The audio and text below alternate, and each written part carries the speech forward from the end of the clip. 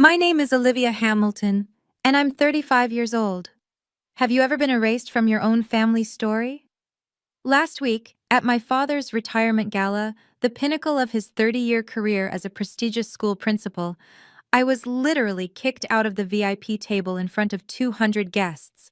Not for causing a scene, not for being late, but for being just an elementary school teacher who apparently embarrassed the family. While his new stepdaughter, a corporate lawyer, took my seat and my inheritance position on a $5 million education fund board, I stood there shaking, humiliated beyond words. But what happened next?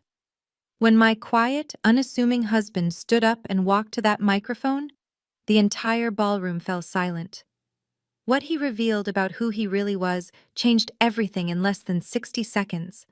The look on my father's face, the gasps from the crowd, and especially my stepmother's dropped champagne glass. I'll never forget it. If you're watching this, please subscribe and let me know where you're watching from. I'd love to hear if you've ever faced family rejection for not being successful enough. Now let me take you back to that night. The crystal ballroom at the Grandview Hotel sparkled with importance that evening. Crystal chandeliers cast golden light over round tables dressed in ivory linens, each centerpiece featuring white orchids that probably cost more than my weekly groceries. This wasn't just any retirement party. This was Robert Hamilton's grand finale, and he'd made sure everyone who mattered in the education world would witness it. My husband Marcus and I arrived 15 minutes late, thanks to unexpected traffic on the highway. I smoothed down my navy dress, the nicest one I owned, bought 3 years ago for my teaching award ceremony. Marcus looked handsome in his simple black suit, though I noticed him checking his phone more frequently than usual. "Everything okay with work?" I asked as we entered the ballroom. "Just some last-minute details," he said, squeezing my hand. "Nothing to worry about." The room buzzed with at least 200 guests, school board members, principals from across the district, major donors, and even reporters from the local education journal. A photographer was already snapping shots near the stage where a massive banner read, "Celebrating Principal Robert Hamilton, 30 years of educational excellence." My father stood near the entrance in a charcoal Tom Ford suit that probably cost 3 months of my teaching salary. Patricia, his wife of 4 years, glittered beside him in a gold sequined gown, her diamond necklace catching the light with every practiced laugh. They looked like they belonged on a magazine cover. "Olivia!" Dad's voice boomed when he spotted us, though his smile didn't quite reach his eyes. "You made it." "Of course, Dad. Wouldn't miss your big night." Patricia's gaze swept over my dress with barely concealed disappointment. "How nice of you to come. Jessica's been here for an hour already, networking with the board members." Jessica, Patricia's daughter, the successful one. "The traffic was—" I started. "No excuses necessary," Patricia cut in smoothly. "Let's get you to your table." As we walked through the crowd, I noticed the local news crew setting up cameras near the stage. Whatever announcement my father planned tonight, he wanted it documented. Marcus's phone buzzed again, and he glanced at it briefly, his expression unreadable. Something about this night felt different. The way Patricia kept smiling, the way my father avoided direct eye contact, and especially the way Marcus kept his phone close, like he was waiting for something. I just didn't know yet that I was about to be erased from my own family's narrative. The place cards at the VIP table gleamed like tiny verdicts. I scanned them twice, then a third time, my stomach dropping with each pass. Robert Hamilton, Patricia Hamilton, Jessica Morrison, David Chen, board members, major donors, no Olivia Hamilton. "There must be some mistake with the seating," I said, trying to keep my voice light. Patricia appeared at my elbow, her smile sharp as crystal. "Oh, didn't Robert tell you? We had to make some last-minute adjustments. Space constraints, you understand." I looked at the table. 8 chairs, 7 cards. One empty seat right next to where Jessica was already sitting, her manicured hand resting on the back of the chair as she chatted animatedly with David Chen, the chairman of the Education Fund Board. But I'm his daughter, I said quietly. Of course you are, dear. You're at table 12 right over there. Patricia pointed to a table near the back, half hidden behind a decorative pillar. With the other teachers from the district. Won't that be nice? You'll have so much in common to discuss. Marcus's jaw tightened beside me. This is her father's retirement dinner. And we're so glad you both could come, Patricia responded smoothly, already turning away. Jessica, darling, tell Mr. Chen about your latest case win. Jessica looked up, her smile perfectly practiced. Oh, Olivia, didn't see you there. Don't you look comfortable? Her eyes swept my 3-year-old dress. Patricia was just telling everyone about my promotion to senior associate, youngest in the firm's history. The words stung exactly as intended. I stood frozen, watching my nameplate's absence like it was a prophecy. My father approached, straightening his tie. Dad, why am I not at your table? He shifted uncomfortably. Patricia thought it would be better for networking if Jessica. She has some connections that could benefit the fund. You understand, don't you? It's just business. Just business. My own father had made my exclusion a business decision. Marcus stepped forward, his voice calm but firm. Where exactly is Olivia supposed to sit? Table 12 is perfectly fine, my father said, not meeting my eyes. Many distinguished educators there. Distinguished educators. Code for the people who didn't matter enough for the VIP table. Jessica's laugh rang out as she touched David Chen's arm, discussing something about corporate sponsorships. She was sitting in my chair, living my moment, and everyone seemed perfectly fine with it. Marcus's phone vibrated. He glanced at it, and something flickered in his expression. Was that satisfaction? Come on, I whispered, tugging his arm. Let's just go to table 12. But I couldn't shake the feeling that I'd just been demoted in my own family hierarchy. Table 12 felt like exile. As we made our way through the ballroom, Patricia's voice carried over the classical music, each word precisely aimed for maximum impact. This is Jessica, my daughter, she announced to a circle of donors. Senior associate at Foster & Associates. She just won a multi-million-dollar case for the Peterson Foundation. A pause, then. Oh, and that's Robert's daughter, Olivia, heading to the back. She teaches elementary school at PS 48, the public one. The way she said public made it sound like a disease. Marcus's hand found mine under table 12's polyester tablecloth, a far cry from the VIP table's silk. Around us sat 5 other teachers, all looking slightly uncomfortable in their best clothes, clearly aware they were the bargain seats at this premium event. "3rd grade, right?" asked Mrs. Chen, a middle school math teacher. "I heard you won Teacher of the Year last year." "I did," I said, managing a smile. "That's wonderful," she replied. But we both heard the unspoken truth. Wonderful didn't get you to the VIP table. From across the room, Jessica's voice rang out confidently as she discussed international tax law with someone from the mayor's office. Every few minutes, Patricia would gesture in her direction, making sure everyone knew that was her daughter, the successful one. My father worked the room, and I counted. He introduced Jessica to 12 people in 15 minutes. He walked past our table twice without stopping. Marcus squeezed my hand tighter. His phone lit up with a message, and I caught a glimpse. "Confirmation received. Ready when you are." "What's that about?" I asked. "Just work," he said. But there was something in his tone I couldn't place. "How are you holding up?" "I'm fine," I lied. "No, you're not."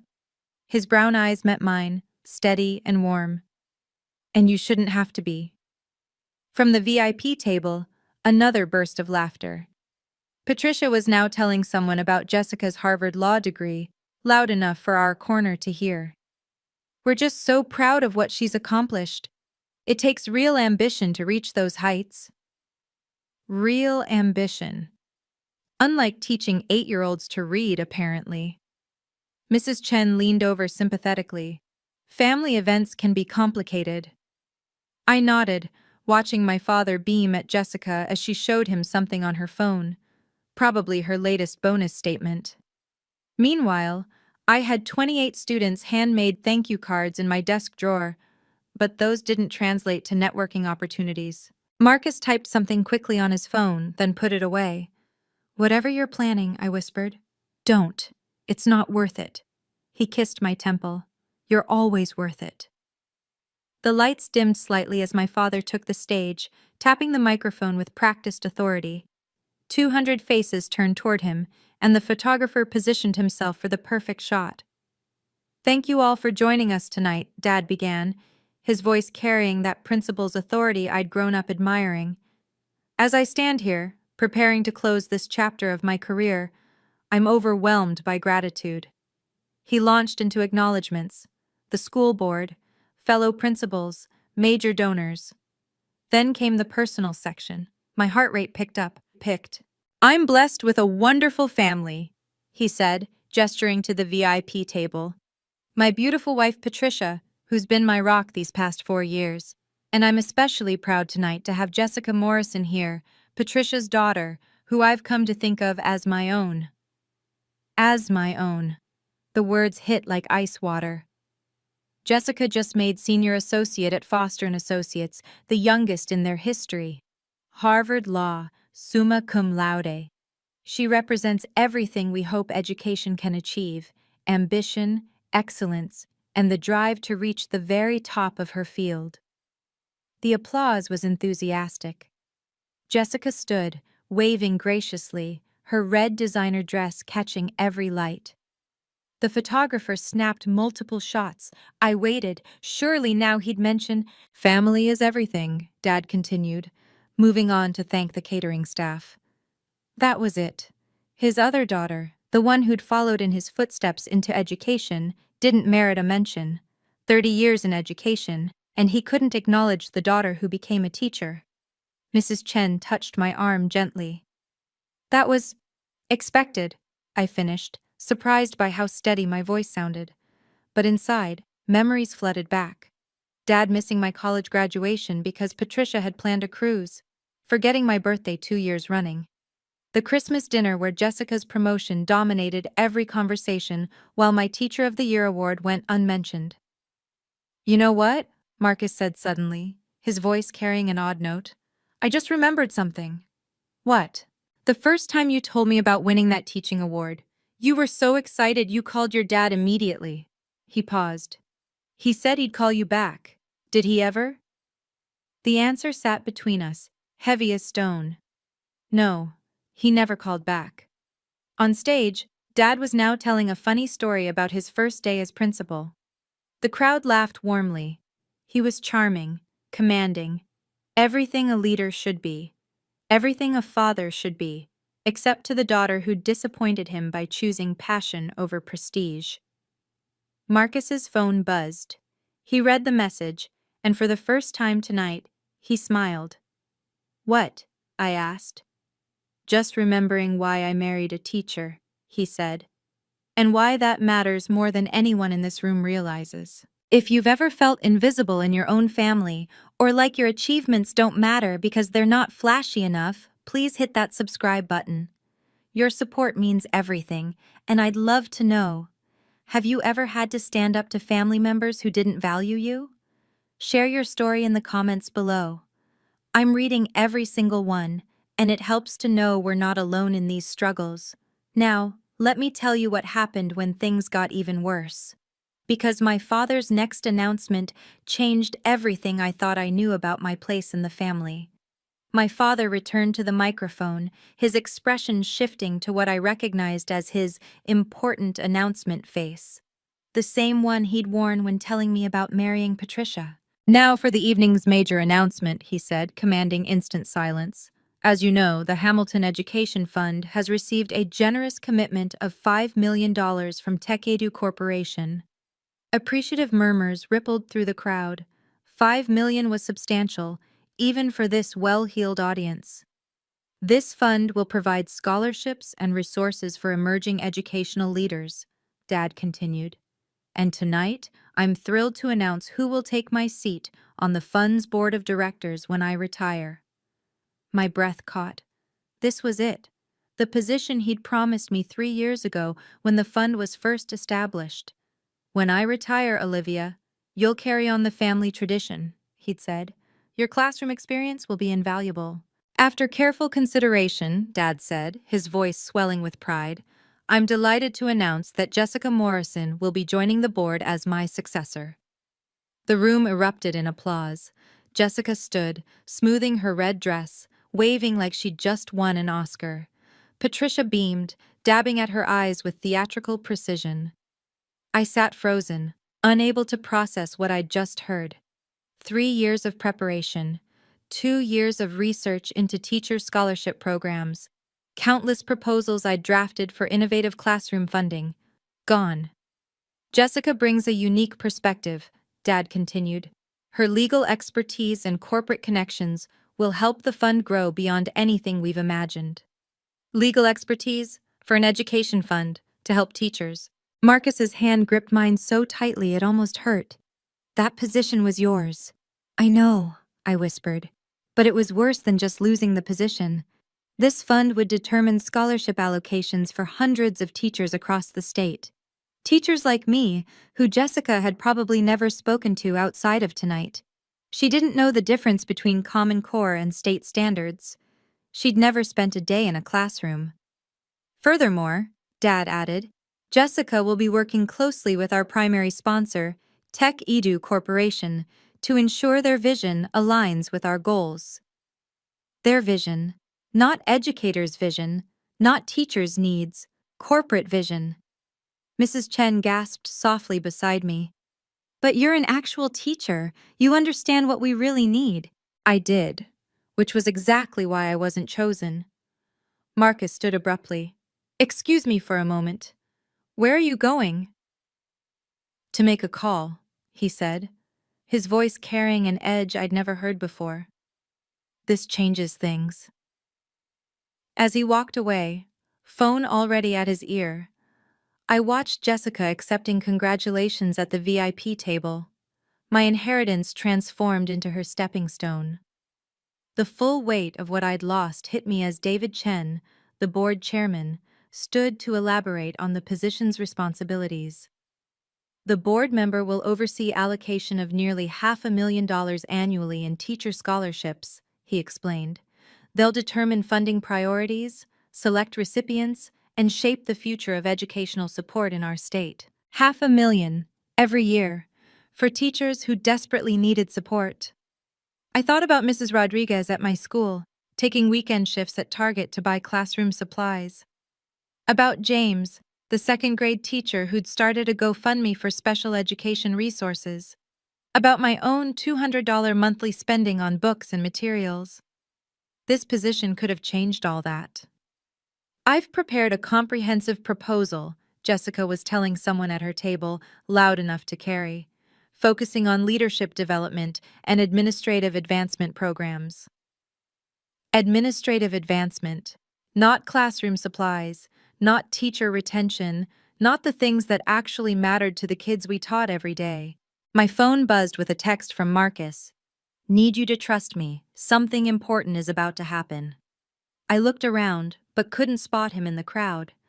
Where had he gone?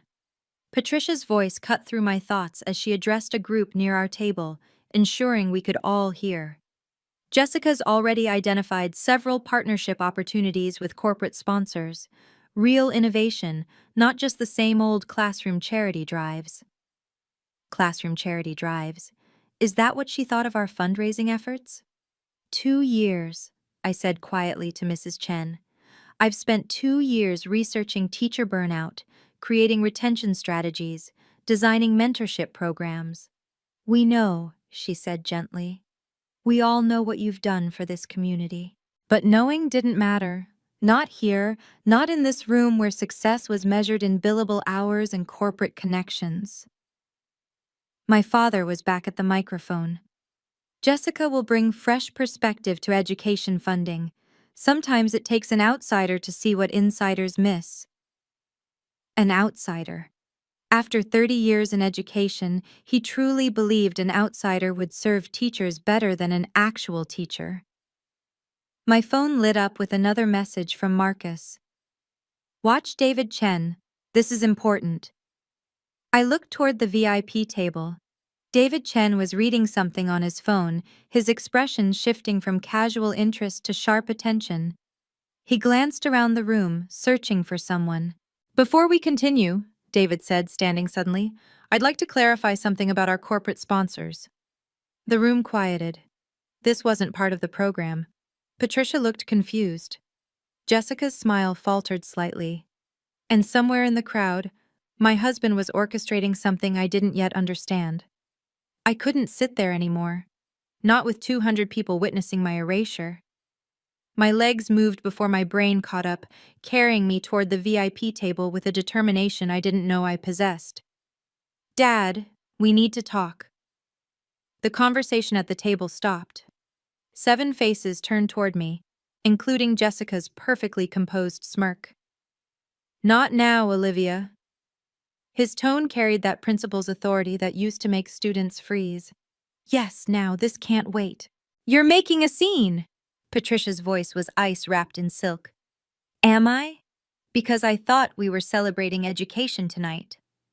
I kept my voice steady, professional, the same tone I used with difficult parents. That position was promised to me 3 years ago. Circumstances change, Dad said, not meeting my eyes. What circumstances? My teaching award? My master's degree? My decade of classroom experience? Jessica laughed, a tinkling sound like breaking glass. Olivia, managing a multi-million-dollar fund requires more than good intentions. You're right. It requires understanding what teachers actually need. Which is why we need someone with real-world experience, Patricia interjected. Real-world experience? The words came out sharper than intended. I teach 28 8-year-olds every day. I buy supplies with my own money. I work 60-hour weeks for $40,000 a year. How much more real does it get? People at nearby tables were turning to watch. Someone had their phone out recording. This is embarrassing, Dad hissed. You need to leave, now. Embarrassing? What's embarrassing is giving an education board seat to someone who's never set foot in a classroom. Security, Patricia called out, raising her hand. 2 security guards started moving toward us. The photographer was snapping pictures. This was it, the moment I became the crazy daughter who ruined her father's retirement. I'm going, I said, backing away. But everyone here should know that Robert Hamilton just chose networking over knowledge, connections over compassion. His legacy isn't education, it's opportunism. Get out. Dad's face was red, his composure finally cracking. You're no longer welcome here. The words hit harder than any slap. No longer welcome. At my own father's retirement. As security approached, a calm voice cut through the tension. That won't be necessary. Marcus appeared beside me, his presence steady as a lighthouse. He addressed the security guards with quiet authority. We're leaving voluntarily. But first, Mr. Hamilton, one question. Dad glared at him. What? Do you know who your primary sponsor actually is? The CEO of Tech Edu Corporation? Of course, some tech executive. What does that? Interesting. Very interesting. Marcus's smile was subtle but unmistakable. Shall we go, Olivia? Something in his tone made everyone pause. The security guards flanked us as we walked through the ballroom, 200 pairs of eyes tracking our humiliation. Someone whispered, Is that his actual daughter? Another person held up their phone, live streaming the spectacle. You're embarrassing yourself, Patricia called out, loud enough for everyone to hear. This is what happens when you can't accept your limitations. I stopped walking, turned back. The entire room held its breath. My limitations? Some people are meant for greatness, Jessica added, standing now, her voice carrying that courtroom confidence. Others are meant for simpler things. There's no shame in being ordinary, Olivia. Ordinary. The word hung in the air like a verdict. Teaching is noble work, Patricia continued with fake sympathy. But let's be honest, anyone can teach elementary school. It takes real talent to succeed in law or business. Anyone can teach. I thought of Tommy, my student with dyslexia who'd finally learned to love reading. Of Sarah, who'd overcome selective mutism in my classroom. Of the 17-hour days, the differentiated instruction, the child psychology courses, the endless patience required to shape young minds. You're right, I said quietly. Anyone can stand in front of a classroom. Not everyone can teach. There's a difference. Dad stood up at the VIP table, his face burgundy with rage. Security, escort them out now. Robert, David Chen interjected. Perhaps we should— Stay out of this, David. This is family business. Family business. Being publicly humiliated was family business. The guards moved closer, and one touched my elbow. Ma'am, we need you to leave. Don't touch my wife. Marcus's voice was steel-wrapped in velvet. The guard immediately stepped back. Or what? Dad challenged. You'll both leave? Please do. Jessica's announcement is the only one that matters tonight. Marcus pulled out his phone, typed something quickly. You're absolutely right, Robert. Jessica's announcement does matter. In fact, it matters to quite a few people. What's that supposed to mean? Patricia demanded. You'll find out. Marcus pocketed his phone. David, you might want to check your email. I just sent you something important. David Chen frowned, pulling out his phone. His eyes widened as he read. What did you— Dad started. Nothing that wasn't already in motion, Marcus said calmly. Olivia, let's go. We don't need to be here for what happens next. As we walked toward the exit, I heard David Chen's urgent voice. Robert, we need to talk. Now.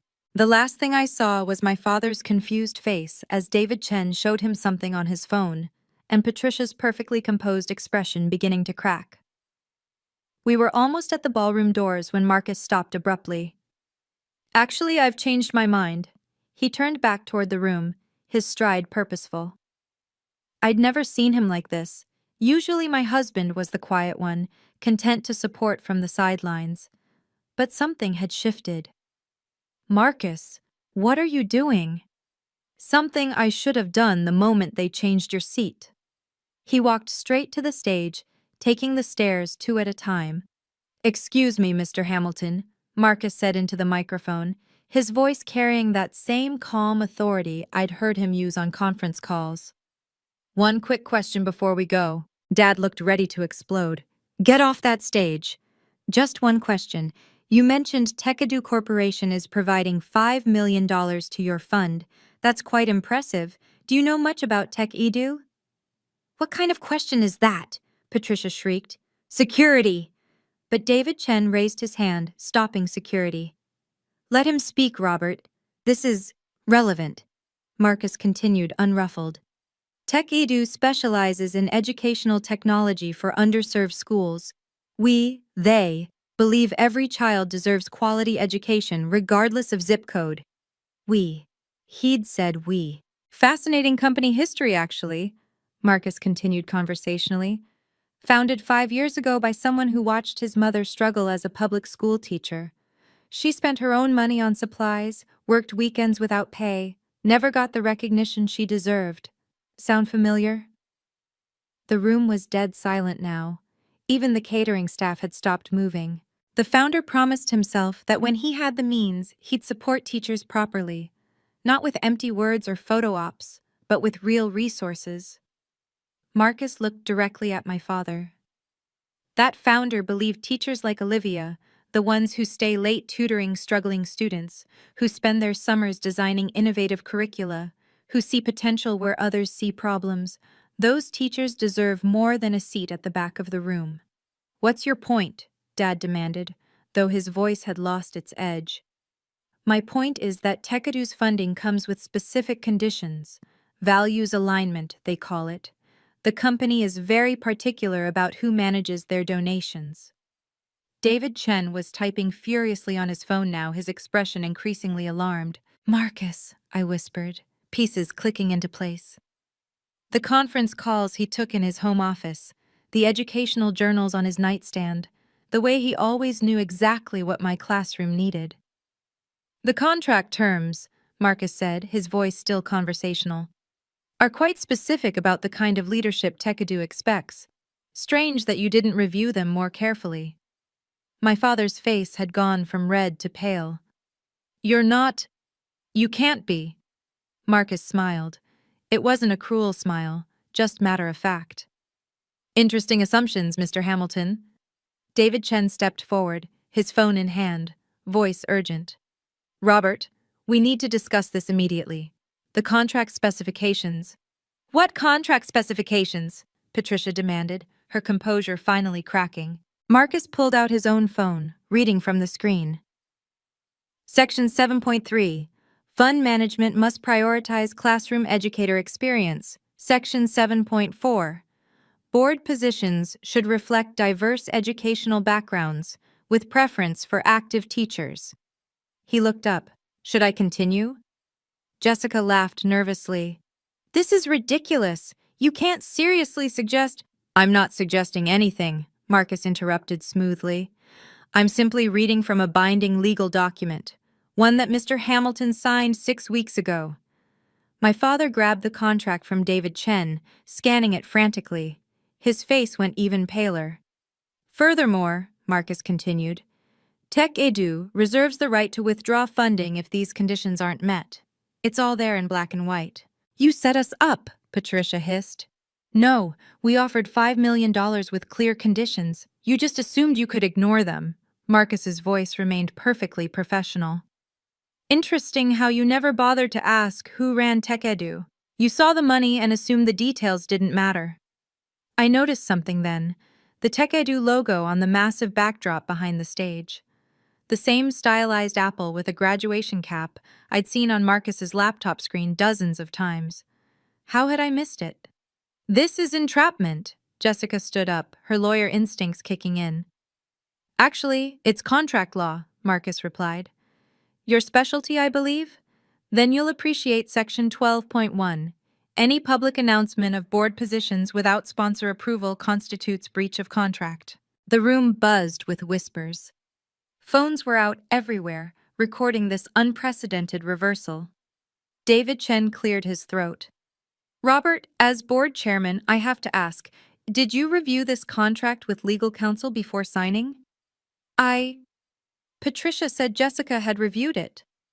All eyes turned to Jessica, who suddenly looked less like a senior associate and more like a deer in headlights. I skimmed it. It seemed standard. Skimmed. David Chen's tone could have frozen water. A $5 million contract and you skimmed it. Marcus stepped back from the microphone. Mr. Chen, I believe you have some decisions to make about the fund's leadership. We'll await your response. As he walked back toward me, the room erupted. David Chen was calling an emergency board meeting. Patricia was screaming at Jessica. My father stood frozen, staring at the contract like it might disappear if he looked hard enough. And on the backdrop behind them all, the Tech Edu logo seemed to glow a little brighter. Are you still with me? If this story resonates with you, please take a second to like this video. It really helps more people find these stories. And if you're wondering what Marcus is about to reveal, trust me, you won't want to miss this next part. Have you ever had someone stand up for you when you couldn't stand up for yourself? That moment when someone you love shows you just how valued you really are? Let me know in the comments. Now here's where everything changed, where the truth finally came out in front of everyone. Patricia's composure shattered completely. She grabbed the microphone from the podium, her voice shrill with desperation. This is manipulation. This man, she pointed at Marcus, has been deceiving us all, hiding who he was. Olivia probably planned this whole thing. Planned what? I asked, finding my voice. Planned to be humiliated at my father's retirement? Planned to be told I'm an embarrassment to the family? You are an embarrassment. Patricia's mask finally slipped entirely. A teacher making $40,000 a year, driving a 10-year-old Honda, shopping at Target. Do you know how it looks when Jessica and I have to explain you at country club events? The room gasped collectively. Someone whispered, "She actually said that out loud."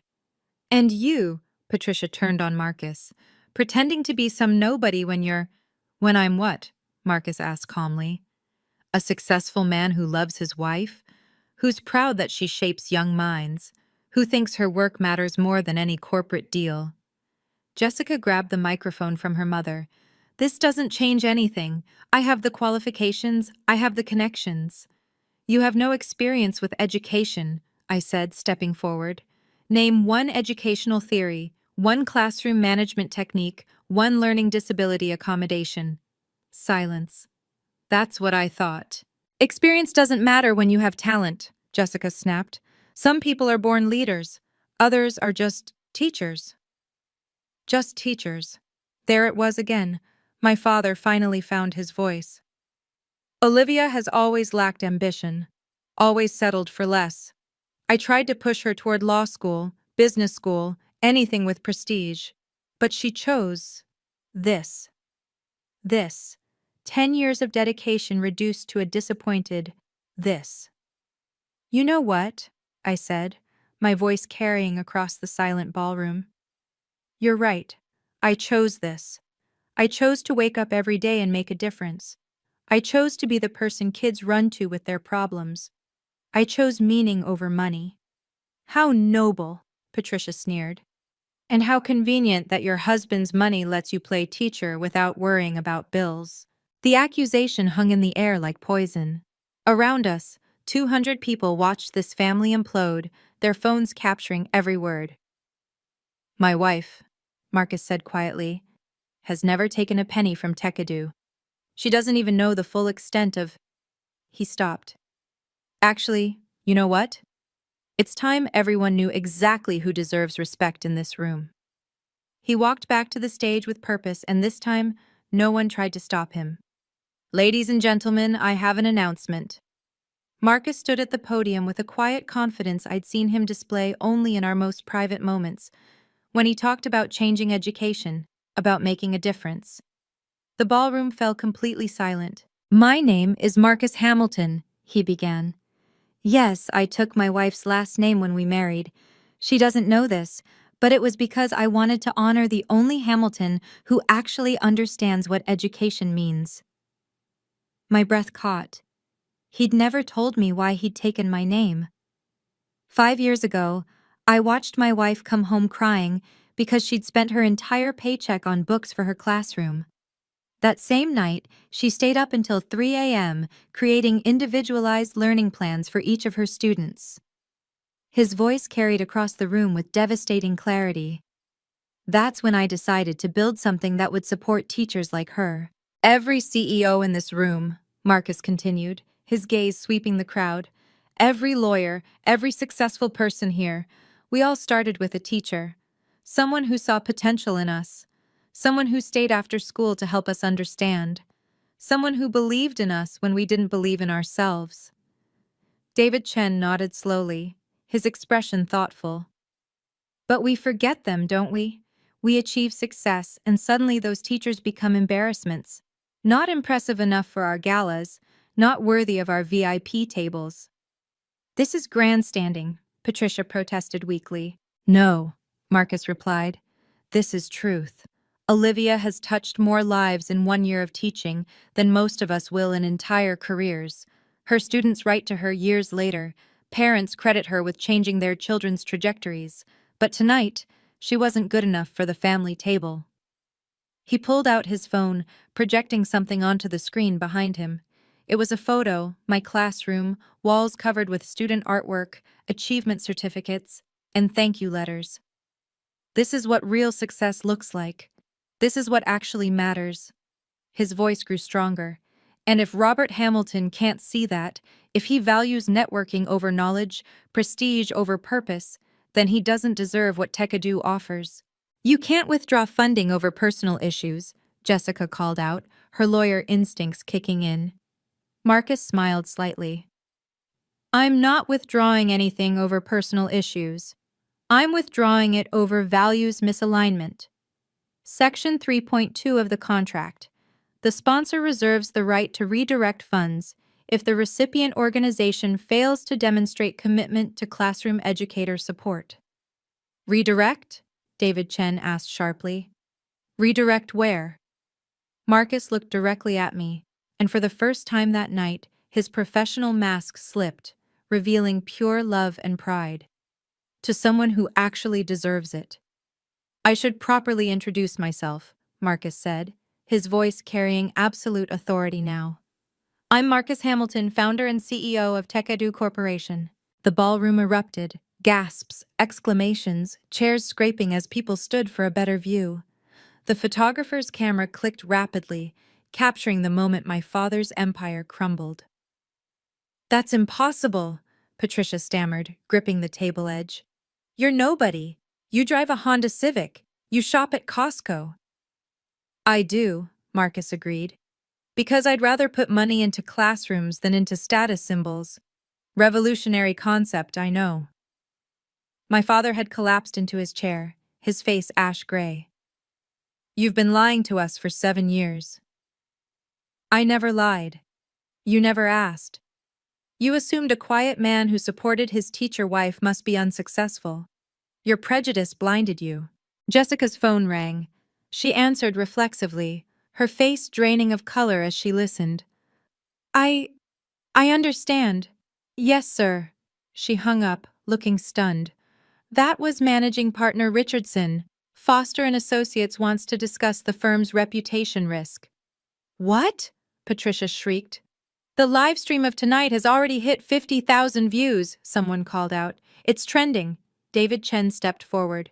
Mr. Hamilton, Marcus, as board chairman, I need to know your intentions regarding the fund. Marcus never broke eye contact with my father. TechEdu Corporation is withdrawing all funding from the Hamilton Education Fund, effective immediately. You can't, my father roared, finally finding his voice. We have a contract, which you violated the moment you announced Jessica's appointment without sponsor approval. Your own lawyer should have caught that. He glanced at Jessica.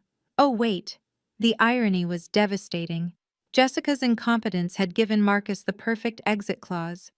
Furthermore, Marcus continued, I'm establishing a new fund, the Olivia Hamilton Excellence in Teaching Foundation. $5 million, managed by actual educators for actual educators. The teachers at Table 12 started applauding. Then Table 11 joined. Soon, half the room was clapping. All the educators who'd been relegated to the back, all the ordinary people who actually understood what mattered. David, Marcus addressed the board chairman, I'd like you to consider chairing the new foundation. We need someone with your integrity. David Chen looked between Marcus and my father, his decision clear. I'd be honored. This is theft, Patricia screamed. We'll sue. Please do, Marcus said calmly. I'm sure the publicity will be wonderful for everyone involved. Principal's wife calls teachers embarrassments, has such a nice ring to it. My father stood slowly, his dignity in tatters, his legacy destroyed in minutes. Olivia, you've ruined everything. But I wasn't looking at him anymore. I was looking at my husband, the man who'd just revealed himself as my fiercest protector, my quietest champion. Effective immediately, Marcus announced, his voice carrying the finality of a judge's gavel. TechEdu Corporation withdraws all funding from the Hamilton Education Fund. The words echoed through the ballroom like thunder. $5 million, gone in a single sentence. You can't do this! My father lurched toward the stage. That money was promised. The announcements were made. The programs were planned. Plans change, Marcus said, echoing my father's earlier words back to him. Isn't that what you told Olivia about her board position? David Chen was already on his phone, likely calling an emergency board meeting. Other board members huddled together, their whispers urgent and panicked. This is vindictive, Jessica accused, her voice shaking. You're punishing a fund that helps children because of a family dispute. No, Marcus corrected. I'm redirecting resources to people who actually understand education. The contract explicitly states that TechEdu funds must support classroom educators. Giving control to someone who's never taught violates our core mission. She was going to learn, Patricia protested desperately. From whom? From the teacher you just called an embarrassment? Marcus's tone remained professionally cold. From the daughter Mr. Hamilton couldn't acknowledge in his speech? The live stream comments were scrolling rapidly on someone's phone screen nearby. Justice! Finally, someone stands up to nepotism. That teacher deserves better. Mr. Hamilton, David Chen spoke up, his decision made. Given this development, the board needs to reconvene immediately. Jessica's appointment is obviously void without funding. This is a conspiracy, Patricia spat. You all planned this. We planned nothing, I said, finding my voice. You created the situation with your choices. Every insult, every slight, every moment you made me feel worthless. You built this outcome yourselves. My father's shoulders sagged. In 60 seconds, he'd gone from celebrated principal to the man who lost $5 million through arrogance and nepotism. The teaching community deserves better, Marcus continued. They deserve leaders who understand their struggles, who value their contributions, who see them as professionals, not embarrassments. Please, my father said quietly, the fight draining from him. The fund helps hundreds of teachers. And it still will, Marcus replied. Just not under your name, not under leadership that sees teachers as less than. The Olivia Hamilton Foundation will serve the same community with actual respect. A reporter pushed forward. Mr. Hamilton, are you saying this was personal? Marcus considered the question. I'm saying that values matter. If you can't respect teachers, you shouldn't control teacher funding. It's that simple. The security guards who'd almost escorted us out earlier now stood awkwardly, unsure what to do. The power dynamic had shifted so completely, they looked to Marcus for direction. We're done here, Marcus said simply. Marcus returned to the microphone one final time, his presence commanding absolute attention. Before we leave, I want to announce the establishment of the Olivia Hamilton Excellence in Teaching Foundation. His voice carried pride that made my eyes burn with tears. $5 million, dedicated to supporting classroom educators who do the real work of shaping our future. The teachers at table 12 rose to their feet, applauding. Mrs. Chen was crying openly. This foundation will provide grants for classroom supplies, fund continuing education, and offer mental health support for teachers facing burnout. Marcus looked directly at me. It will be chaired by someone who understands what teachers actually need, because she is one. You want me to? I couldn't finish the sentence. If you'll accept, Marcus said softly. Though I should mention, I never told you about Tekadu because I wanted you to love me for me, not for this. I know, I whispered, remembering all the times he'd supported me without fanfare, without recognition, without need for credit. This is outrageous. Patricia's voice cracked with desperation. You can't just create a competing foundation. It's not competing, Marcus corrected. Your fund no longer exists without funding. This is a replacement. David Chen stepped forward.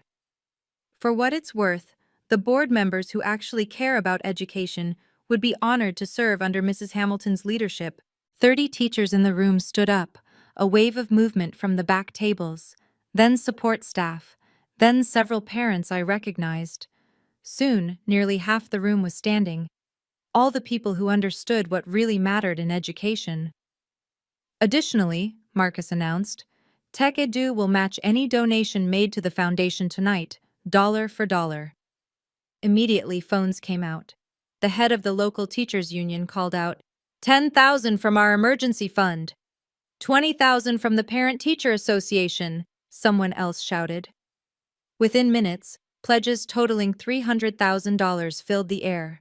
With matching, we'd raised over $500,000 in addition to the base funding. Jessica stood frozen, watching her carefully planned future crumble. The board position, the prestige, the networking opportunities, all evaporating because she'd skimmed a contract. This won't stand, she said weakly. There are legal implications. You're right, Marcus agreed. Your firm will probably want to discuss how their senior associate missed crucial contract terms that cost a client $5 million. That does have legal implications. Her phone rang again. She looked at the screen and didn't answer.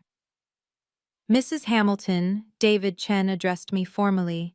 Would you accept the position of founding chair? I looked at my father, who sat defeated at his VIP table, his grand retirement transformed into public humiliation, then at Marcus, who'd protected me while respecting my independence. I accept. Jessica's phone wouldn't stop ringing. Each call she declined made the next one come faster. Finally, she had to answer. Yes, Mr. Richardson. Her voice was barely audible, but in the hushed ballroom, we could all hear.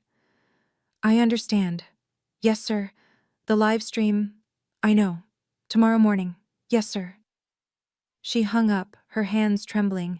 The senior associate who'd strutted in designer heels now looked like a law student who'd failed the bar. They want to discuss damage control, she said numbly. The firm's biggest education client saw the stream.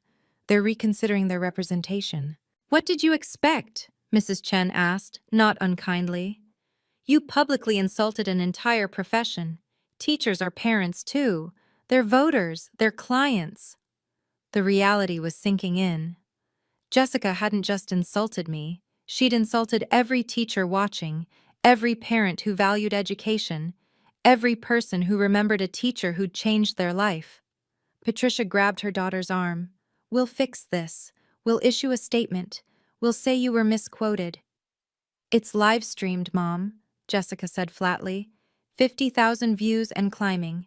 The legal blogs are already picking it up. Lawyer who skimmed multi-million-dollar contract calls teachers worthless. Her phone buzzed with the text. She read it and actually laughed. A broken, disbelieving sound. The State Bar wants to discuss my public conduct. Apparently, demeaning educators violates professional ethics standards. Marcus spoke quietly. Actions have professional consequences. You chose to build your career on stepping on others. Now others are stepping back. This is your fault. Patricia turned on me viciously. If you'd just accepted your place— Her place? Marcus interrupted. Her place is wherever she chooses to stand.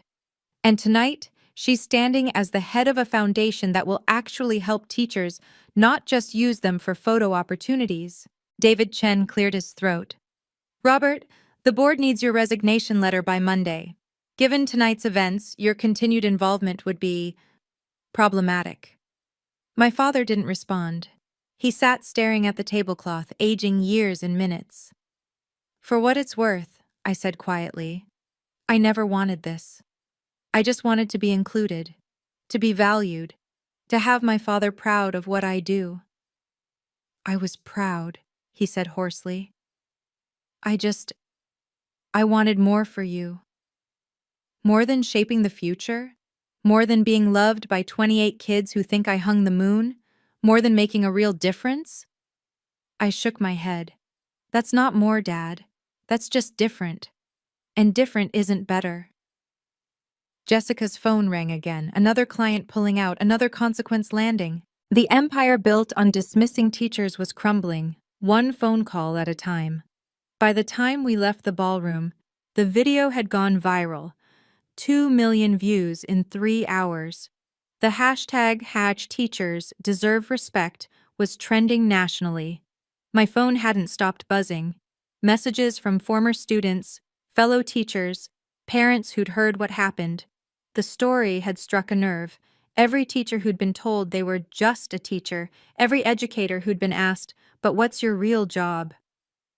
The internet never forgets, Marcus said as we sat in our car, watching the numbers climb on social media. The fallout was swift and merciless. Screenshots of Patricia calling teachers embarrassments became memes. Jessica's "Some people are meant for greatness, others for teaching" was printed on protest signs outside Foster & Associates by morning. My father's reputation, built over 30 years, destroyed in one night. The principal who didn't value teachers, the educator who saw education as embarrassing. The irony was devastating.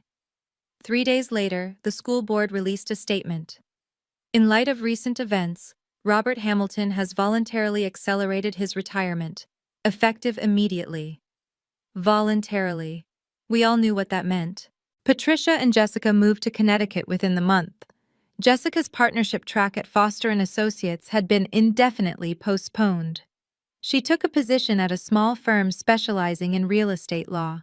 No more education clients, no more prestigious cases. Her LinkedIn profile no longer mentioned Harvard Law in the first line. But the positive responses overwhelmed everything else. Teachers from across the country sharing their stories. Parents thanking me for standing up. Students, so many students, saying their teachers deserved better.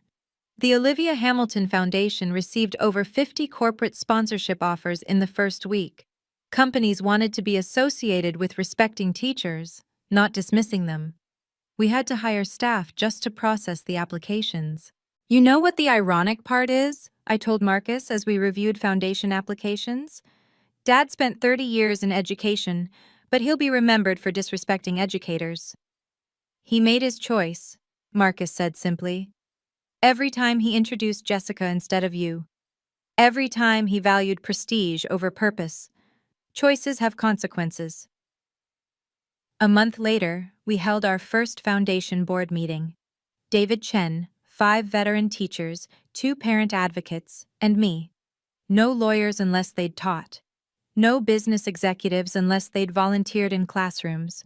Just people who understood that teaching wasn't less than, it was everything.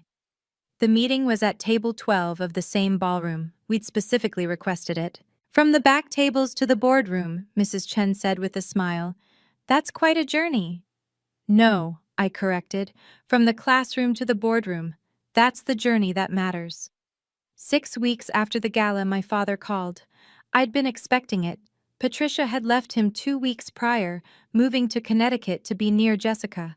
The house was too big for one person, he said. The silence was deafening.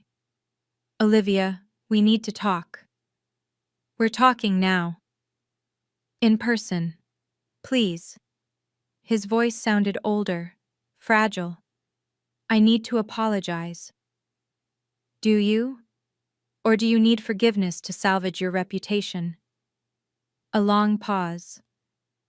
You've become harsh. No, Dad. I've become clear. There's a difference. What I did was wrong, he said finally. I see that now. What exactly was wrong? Be specific. Another pause.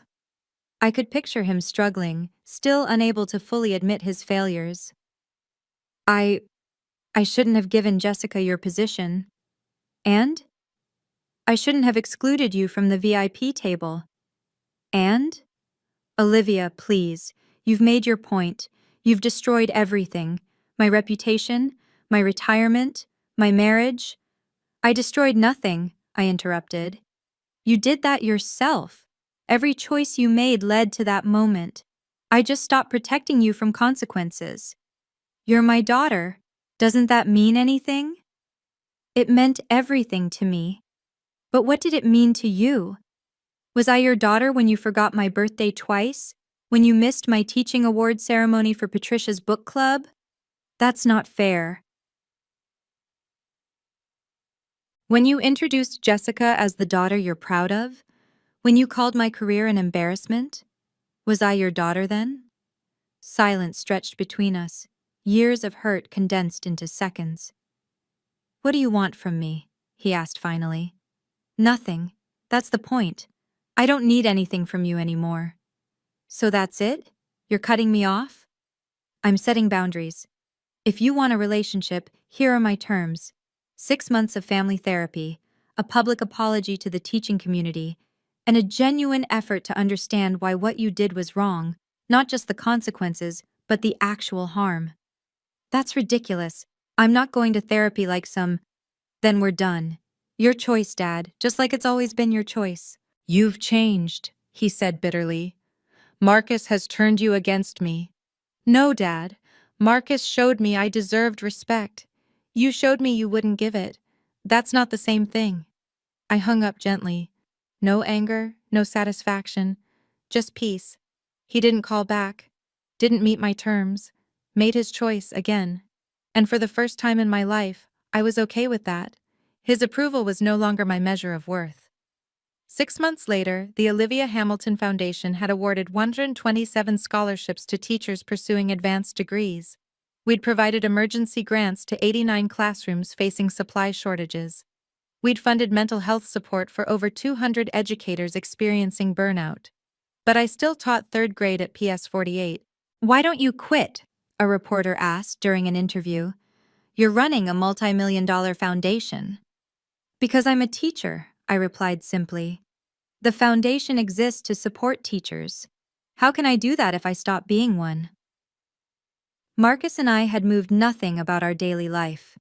We still lived in our modest two-bedroom apartment. He still drove his Honda Civic. I still shopped sales for classroom supplies, though now the foundation reimbursed me, and every other teacher who submitted receipts. The real change was internal. I walked taller, spoke clearer, set boundaries without apology. "Mrs. Hamilton!" Tommy, my former student with dyslexia, now in 5th grade, ran up to me in the hallway. "I got into the advanced reading group." "That's amazing, Tommy." "My mom says it's because you taught me that different isn't less than, just different. Different isn't less than." My father's words, reversed and redeemed. Marcus and I were stronger than ever. The secret he'd kept, it hadn't been about deception, but protection. He'd wanted me to be valued for myself, not his money. He'd wanted my father to see my worth without knowing about tech edu. "Any regrets?" I asked him one evening as we reviewed foundation applications together. "Only one," he said. "I wish I'd stood up for you sooner."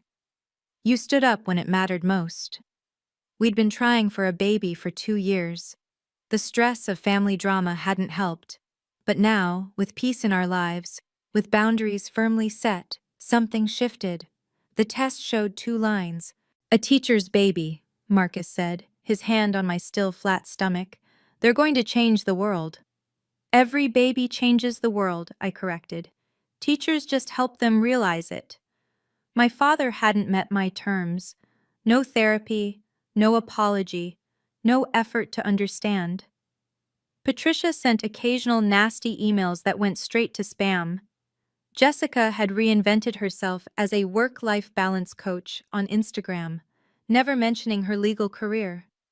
But I had 28 eight-year-olds who thought I was magic. A husband who saw my true worth. A foundation helping thousands of teachers. And now, a baby on the way. Different wasn't less than. It was everything. Looking back now, I realize the most important lesson from that night wasn't about revenge or justice. It was about recognition, not from others, but from ourselves. Your worth isn't determined by someone else's inability to see it. Read that again. Your worth exists regardless of who acknowledges it. I spent 35 years seeking my father's approval, measuring my success through his eyes. But teaching isn't less than law. Caring isn't less than competing. Service isn't less than status. These are different paths, not different values. The hardest boundary I ever set wasn't with my father, it was with myself. The boundary against self-doubt, against internalized criticism, against believing that choosing purpose over prestige made me less than. Marcus didn't save me that night. He revealed what was already true, that my work mattered, that my choice had value, that the 28 kids who learned to read in my classroom were just as important as any corporate merger. The foundation has grown beyond anything we imagined. But you know what makes me proudest? Last week, one of my former students became a teacher. She said, "Mrs. Hamilton, you showed me that teaching is a superpower." It is. Every teacher reading this, watching this, living this, you have superpowers. You shape minds, you build futures, you catch children when they fall and teach them to fly. That's not ordinary. That's extraordinary. My father and I haven't spoken in 8 months. Maybe we never will. But I've learned that family isn't about blood. It's about respect. It's about the people who see your worth when you're doubting it yourself. It's about the husband who builds an empire to honor your work. It's about the students who write thank you letters 10 years later. For those of you facing similar situations, whether it's family, friends, or colleagues who diminish your choices, remember this. Their inability to see your value doesn't diminish it. Their need to rank worth by salary doesn't define it. Their discomfort with your joy doesn't destroy it. Set your boundaries with love, but hold them with steel. You deserve to be celebrated, not tolerated. You deserve to be valued, not compared. You deserve respect for the path you've chosen, especially when that path serves others. And sometimes, just sometimes, the universe conspires to give you a Marcus, someone who sees you, values you, and when necessary, reveals the truth about your worth to the world. But even if it doesn't, even if you're standing alone at table 12 while others sit at the VIP table, remember that your worth isn't determined by your seat assignment. It never was. Thank you so much for listening to my story. If it touched you in any way, please subscribe and hit the notification bell. I share stories like this every week. Gerakaushe. I'd love to hear from you. Have you ever had to choose between family approval and self-respect? What would you have done in my situation? And teachers, what's the most dismissive thing someone said about your profession? Let's celebrate each other in the comments. Remember, you deserve to be valued for who you are, not who others want you to be. Until next time, stay strong and keep setting those boundaries.